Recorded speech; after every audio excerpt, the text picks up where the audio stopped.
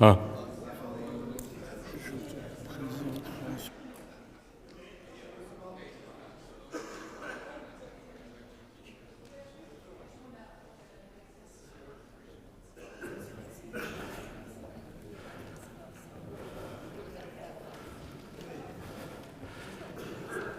Chers amis, je vous...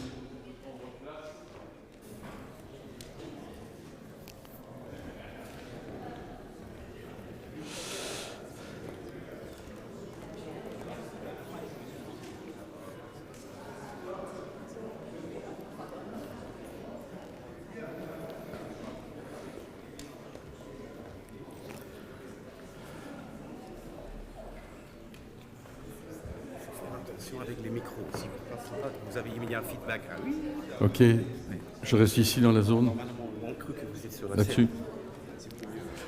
Mais je redescendrai, alors il faut muter quand je descends.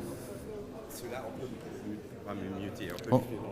Ok. Parce que vous sont très très sensibles, vous avez mis un feedback. Right.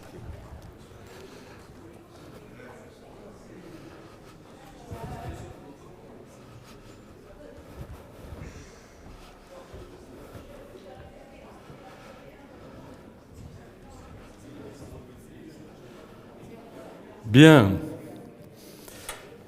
Je pense, chers amis, que nous allons pouvoir entamer les travaux. Sans doute, un certain nombre de participants nous rejoindront pendant les travaux, mais nous ne pouvons pas décemment accumuler plus de 5 minutes académiques.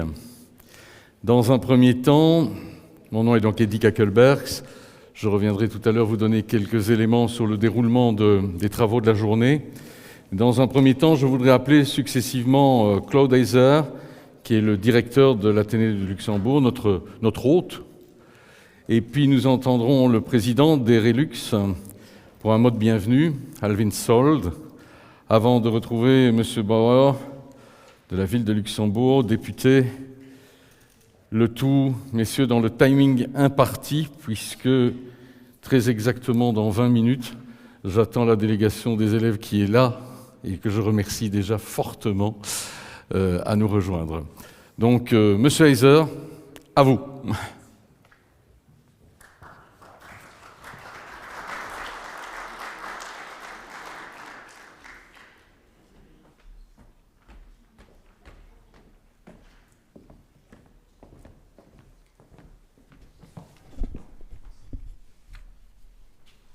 Mesdames et messieurs, chers et chers élèves, j'ai le grand honneur et le plaisir de vous souhaiter à toutes et à tous la bienvenue ici à l'Athénée de Luxembourg et d'ouvrir une nouvelle session des colloques organisés par l'Association des rencontres européennes du Luxembourg. J'aimerais saluer tout particulièrement M. Alvin Sold, président des rencontres européennes et les membres du comité, M. Nicolas Schmitt, ancien ministre et commissaire, M. Maurice Bauer, député, les élèves de l'Athénée qui vous présenteront leur carte blanche dans quelques instants, bien sûr, M.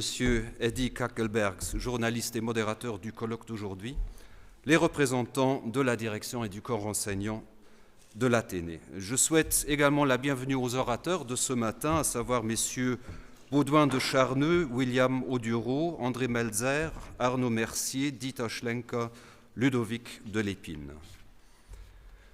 Mesdames et messieurs, dans un monde où certains dirigeants, qu'ils soient politiques ou économiques, préfèrent le monologue, les oukases et l'agression au dialogue, au débat contradictoire et à la diplomatie, des rencontres telles que celle d'aujourd'hui s'imposent.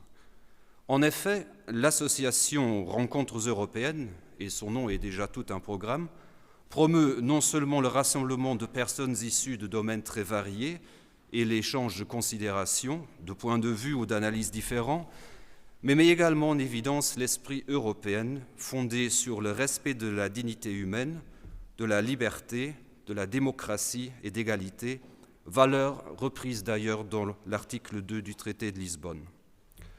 Je suis ravi que, déjà pour la deuxième fois, une rencontre européenne traitant cette année de la formation à l'esprit critique pour renforcer la démocratie ait pu être organisée ici à l'Athénée, donc au sein d'un établissement scolaire, permettant ainsi de donner une voix aux jeunes, de les écouter et bien plus, de les associer aux débats actuels, au développement de notre société, ainsi qu'à la construction de l'avenir, d'un avenir qui s'annonce plutôt problématique, eu égard aux conflits et à une remise en question de plus en plus fréquente des valeurs démocratiques qui ravagent notre monde et qui, par conséquent, nécessitent plus que jamais des jeunes engagés, actifs et responsables.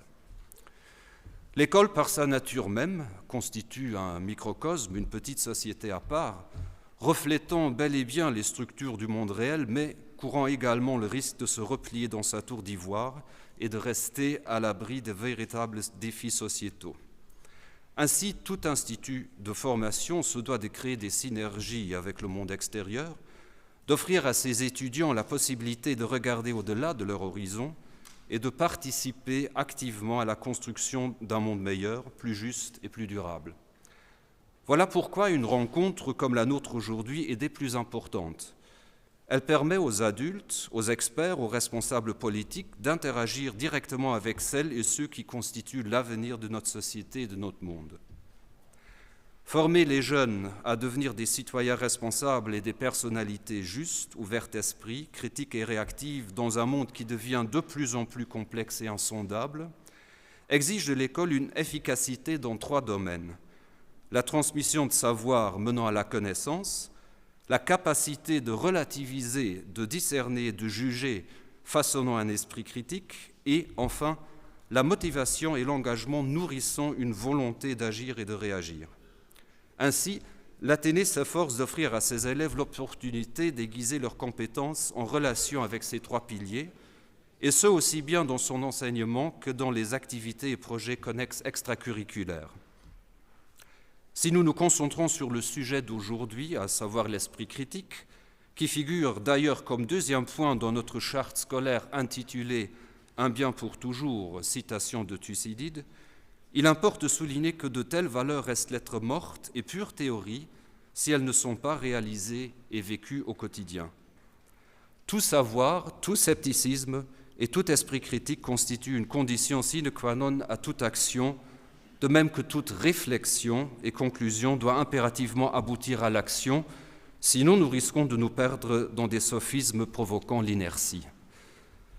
Notre ONG, Athénée Action Humanitaire, représente un des piliers de notre projet pédagogique puisqu'elle crée un lien direct entre l'école et un monde extérieur en détresse plus que jamais. Ainsi, des cours à option sur la citoyenneté démocratique, l'environnement et la géopolitique, pour ne citer que ces exemples, permettent aux jeunes d'un côté une réflexion critique sur les thèmes majeurs liés à la coopération, à l'aide humanitaire, et de l'autre, de concrétiser, voire de matérialiser leurs connaissances en les combinant avec des actions sur le terrain, qu'il s'agisse d'activités de bienfaisance à l'Athénée ou d'un engagement direct au Grand-Duché, voire dans les pays cibles de notre ONG, à savoir l'Afrique du Sud, le Cap-Vert et la Grèce. Participer à la construction d'un monde meilleur et démocratique et contrer toute forme de résignation due à un sentiment d'impuissance face aux multiples défis d'aujourd'hui nécessite une prise de conscience. Même à petite échelle, chacun peut contribuer à la réalisation des valeurs fondamentales de notre société. Notre classe de 4e développement, ainsi que nos 2 cours facultatifs sur le développement durable, et notre participation au concours annuel de l'ALNU, Association luxembourgeoise des Nations Unies, rendent l'importance de la solidarité entre êtres humains palpable.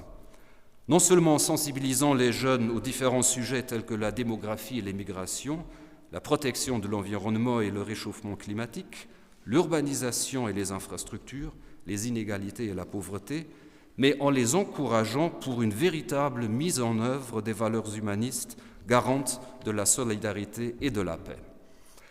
Sur le plan européen, l'Athénée se félicite de faire partie des écoles EPAS, European Parliament Ambassador Schools, et l'engagement de nos élèves mérite non seulement d'être mentionné, mais d'être complimenté. En effet, nos jeunes ont entre-temps créé leur propre debating club, leur permettant d'analyser des sujets d'actualité sous différents angles et de développer leur sens critique. Régulièrement, ils participent à des conférences débats avec des ambassadeurs, des députés européens et nationaux, des représentants de la Commission européenne et effectuent des visites éducatives des institutions européennes telles que le Parlement européen à Strasbourg ou à Bruxelles, de la Cour européenne de justice ou du foyer européen, ainsi que de notre Chambre des députés. Tandis que ces rencontres permettent aux jeunes de discuter de vive voix avec les responsables politiques, les simulations Model European Parliament et Model United Nations leur offrent finalement la possibilité, que ce soit au Luxembourg ou à l'étranger, de se mettre à la place de nos décideurs politiques. Quant à la politique, l'intérêt accru de nos étudiants pour les questions politiques et sociétales, ainsi que l'engagement de nos professeurs à ce sujet, nous ont permis de réformer, dans le cadre de l'autonomie des établissements scolaires, la section G, sciences humaines, en section G, sciences politiques. Ce projet, d'abord interne, a été honoré par l'accord du ministre de l'Éducation nationale, aboutissant finalement à la création, sur le plan national, d'une nouvelle section R, politique et développement durable, dont nos professeurs de géographie, d'histoire, d'économie et de philosophie ont été les instigateurs et les auteurs. L'objet fondamental de cette nouvelle section est de comprendre les enjeux contemporains du monde dans une approche globale et à différentes échelles. S'appuyant sur les savoirs et les méthodes de la géographie, de l'économie, de l'histoire, des sciences politiques, de la sociologie, de la philosophie ainsi que des langues, la nouvelle section R permet aux élèves d'appréhender les évolutions des sociétés contemporaines dans le temps et dans l'espace et de se doter d'outils pour penser de manière critique. De nouvelles disciplines telles que les relations internationales et la géopolitique, ainsi que des méthodes d'évaluation innovantes comme le travail de recherche et d'analyse de problèmes géopolitiques avec présentation de solutions, ont ainsi connu le jour ici à l'Athénée. Bien sûr, les exemples que je vous ai présentés ne constituent pas une liste exhaustive de toutes les activités que nous proposons, mais plutôt un aperçu des éléments phares de notre enseignement, qui cherchent à lier étroitement la connaissance et la prise de conscience à l'engagement concret des jeunes. C'est là la mission principale de l'école du XXIe siècle, qui ne doit pas se limiter à transmettre des savoirs purement théoriques et figés, mais qui doit, dans un monde en constante évolution, mettre à disposition des élèves des outils intellectuels efficaces.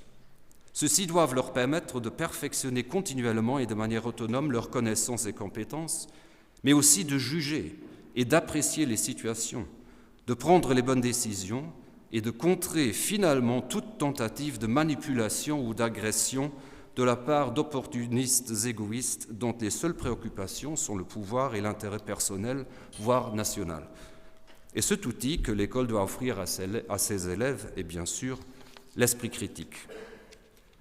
Mais cet esprit critique en lui-même mérite aussi une grande attention et un grand soin, car il peut lui aussi perdre son innocence et sa clairvoyance en se soumettant en un clin d'œil au discours dominant et aux considérations d'une majorité prédominante. Nous croyons juger et apprécier objectivement, alors qu'en réalité, c'est souvent l'opinion commune qui sert de critère d'analyse et qui oriente nos réflexions, nous rendant ainsi vulnérables à la manipulation. Le véritable esprit critique doit permettre à chacun d'analyser patiemment les phénomènes, de faire la part des choses, étymologiquement parlant, et de reconsidérer systématiquement les critères d'analyse et de jugement. C'est cette compétence que l'école doit développer chez les jeunes, la capacité de remettre en question des vérités communes, pour autant qu'elles existent, de tolérer et d'affronter les ambiguïtés, d'oser avoir une opinion différente du common sense et d'accepter le pluralisme. Le monde aujourd'hui est marqué par l'euphémisme, les discours biaisés, les fausses informations, la manipulation iconographique, tous colportés avec une rapidité effroyable via le web. Et si nous voulons protéger nos jeunes, si nous voulons leur donner le bagage nécessaire pour vivre en paix et défendre la démocratie, si chère à notre esprit européen, notre mission principale est de les aider à développer leur capacité d'analyse et leur esprit critique. Le colloque d'aujourd'hui, déjà préparé par les ateliers organisés hier pour nos élèves, représente assurément une excellente occasion pour rappeler à chacun l'importance de rester sceptique et critique, aussi séduisant au sens propre du terme que puissent être les beaux discours et l'opinion majoritaire. Inutile de rappeler Descartes pour qui l'accès à la connaissance passe par le doute qui constitue le fondement même de notre pensée. Ainsi, je remercie sincèrement les dirigeants des rencontres européennes pour leur engagement auprès des jeunes, leur volonté de les associer à leurs conférences, de les accompagner dans leur épanouissement intellectuel et tout simplement de ne pas les oublier. Un grand merci également à mon attaché à la direction, Mme Mona Girsch, à qui revient à 100% le mérite pour l'organisation sans faille ici à l'Athénée. Mesdames et messieurs, je vous souhaite à toutes et à tous une journée débat constructive et fructueuse et vous remercie de votre attention. Merci. Merci, Monsieur le Directeur. Avant d'aller plus loin, je voudrais demander au propriétaire ou à la propriétaire d'une Mercedes rouge TG 5774 5774 qui bloque l'entrée du directeur de bien vouloir libérer celui-ci en bougeant sa voiture. Donc je ne sais pas si la personne en question est dans la salle. Manifestement non, monsieur le directeur. Il faudra rendre l'appel plus public si vous voulez sortir tout à l'heure de votre place de parking. Personne ici, Mercedes rouge, non, n'aimez pas la couleur, bon d'accord. Bien, je vais demander à Alvin Sold de nous rejoindre et de bien vouloir donner quelques mots. Bref, Alvin, il nous reste 10 minutes à partager en deux. Donc vous avez compris, 5 minutes.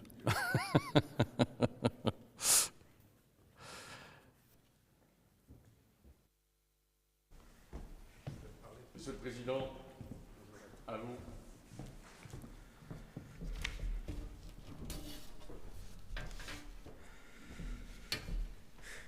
Bonjour, bonjour mesdames, bonjour messieurs, bonjour monsieur Nicolas Schmitt, ancien commissaire à la Commission européenne.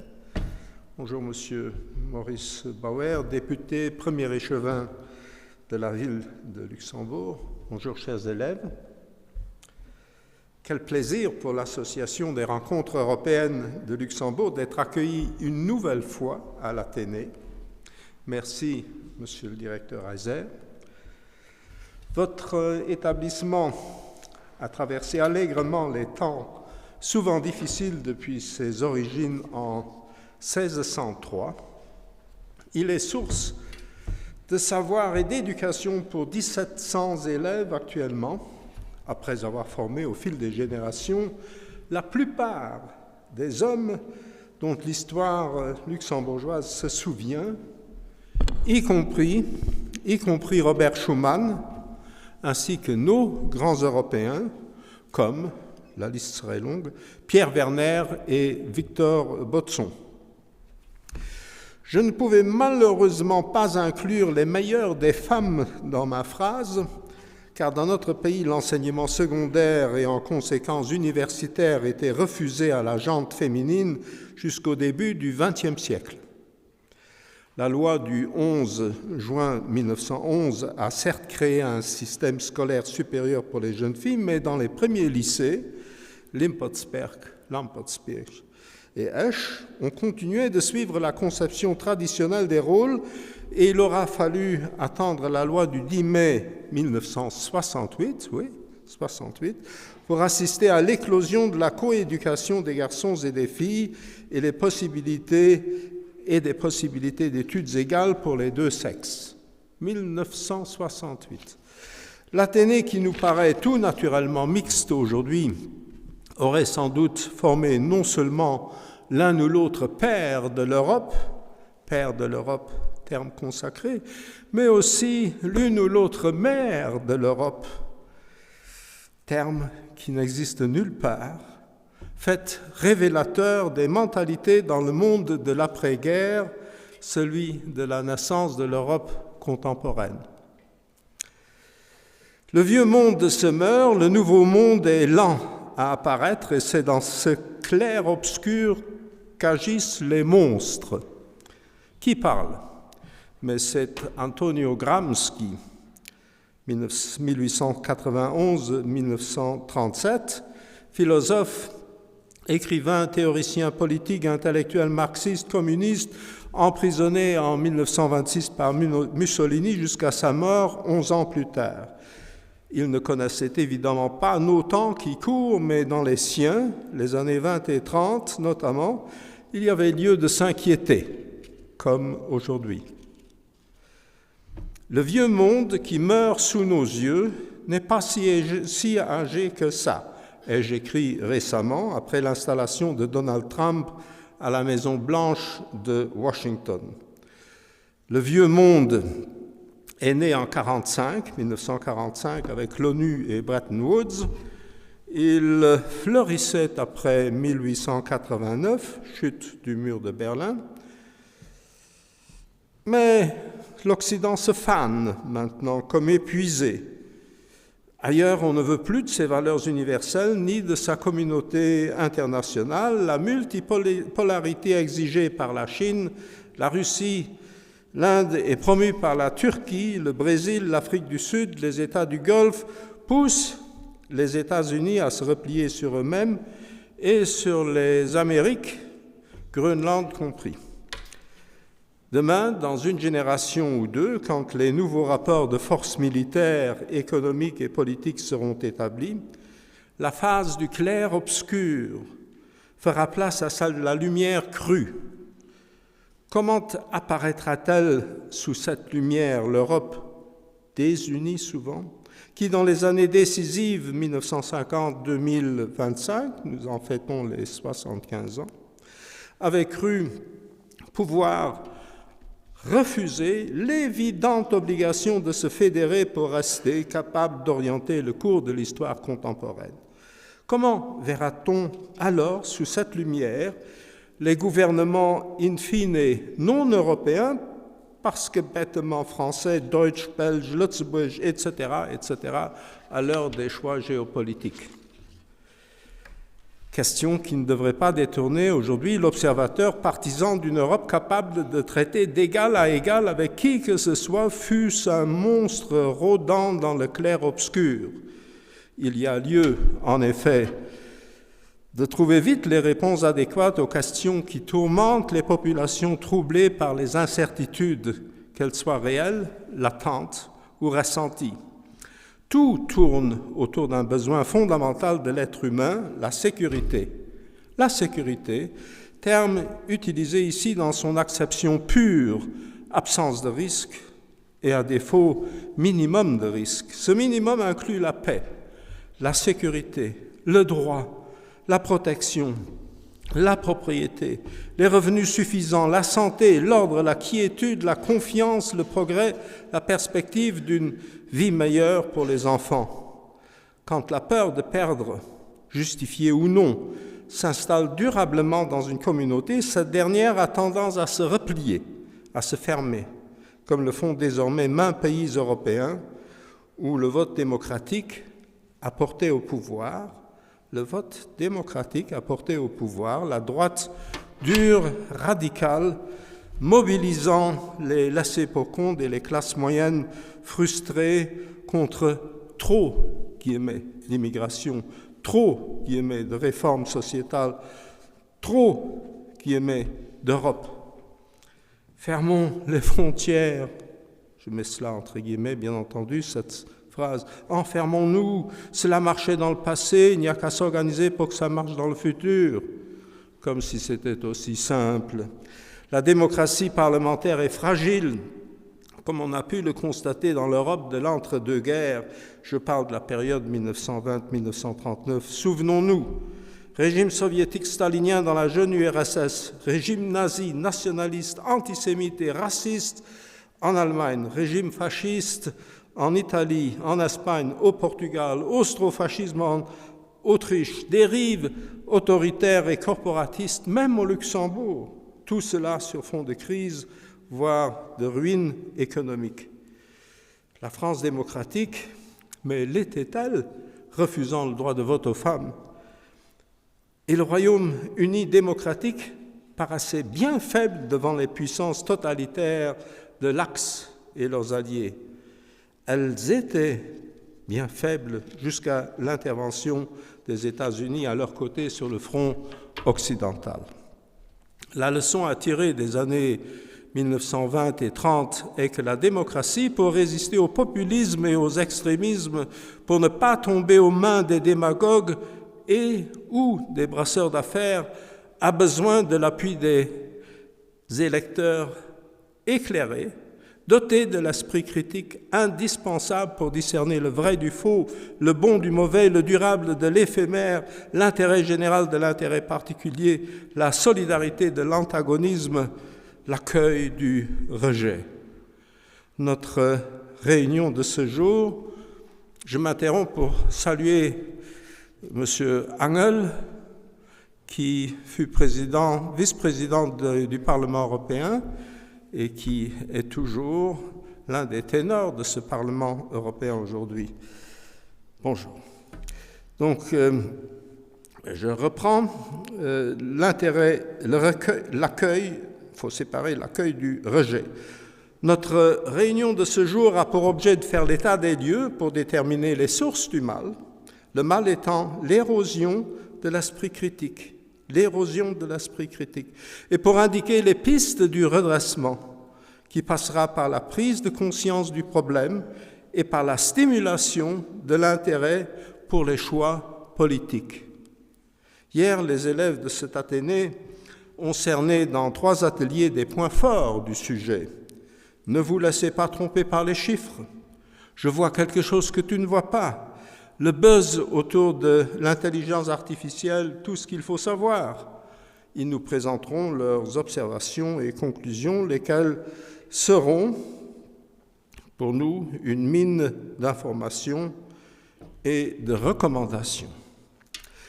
Aujourd'hui, nous entendrons d'éminents intervenants, dont le ministre de l'Éducation nationale, le recteur de l'Université du Luxembourg et notre modérateur Eddy Kakelbergs, bien connu de la radio-télévision belge, introduira messieurs Baudouin de Charneux, André Malzer, Madame Khartoum Mahmoudi, messieurs Arnaud Mercier, Dieter Schlenker, Jens Kreisel, Claude Maisch, William Audureau et Ludovic Dalépine qui, je vous le garantis, piqueront votre curiosité et vous mobiliseront. L'approche voulue par les organisateurs est multidisciplinaire.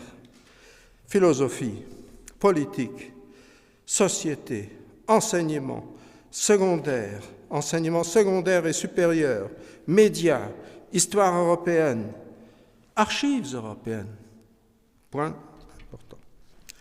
Permettez-moi d'ores et déjà, et je m'approche de ma conclusion, de nommer les partenaires qui, en nous soutenant, ont rendu possible l'organisation des 27e rencontres européennes. Je cite l'Athénée qui nous regarde du haut de ses 4 siècles d'enseignement, paraphrase évidemment.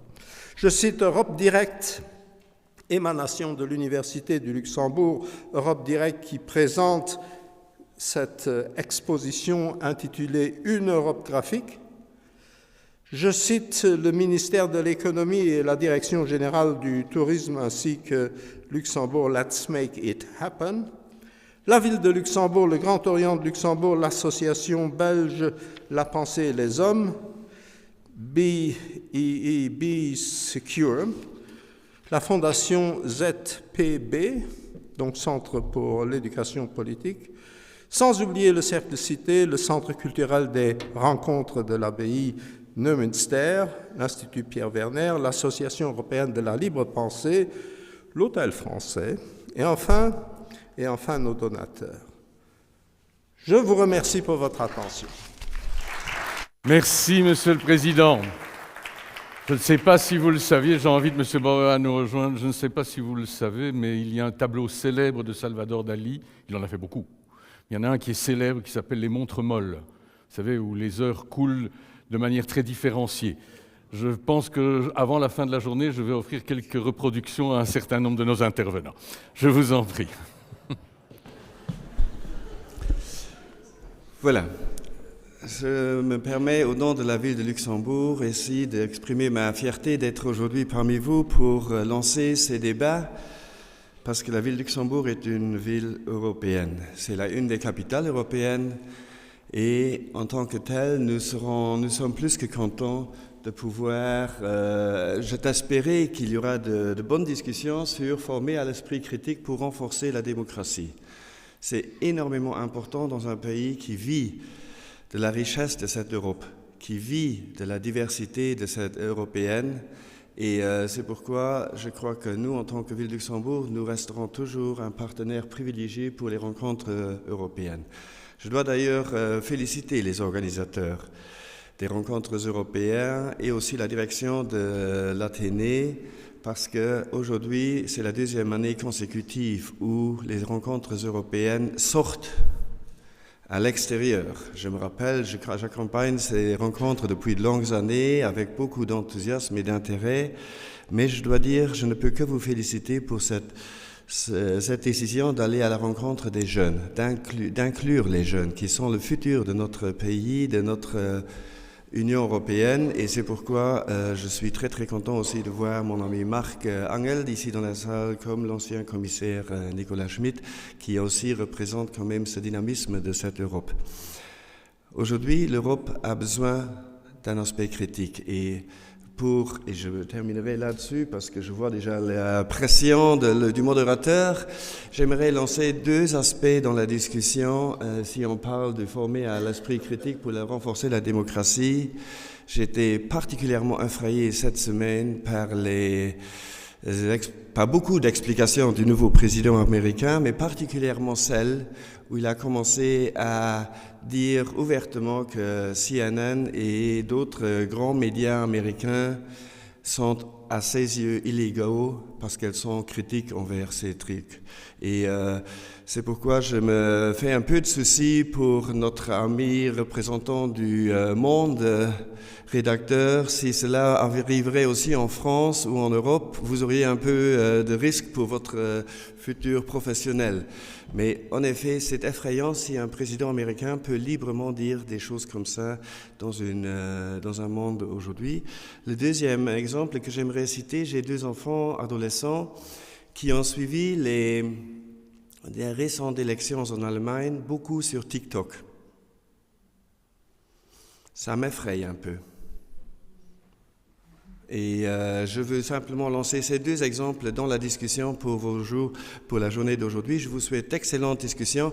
Malheureusement, mes obligations m'obligent de partir assez vite, mais je vous souhaite, au nom de la ville de Luxembourg, de très bonnes discussions fructueuses.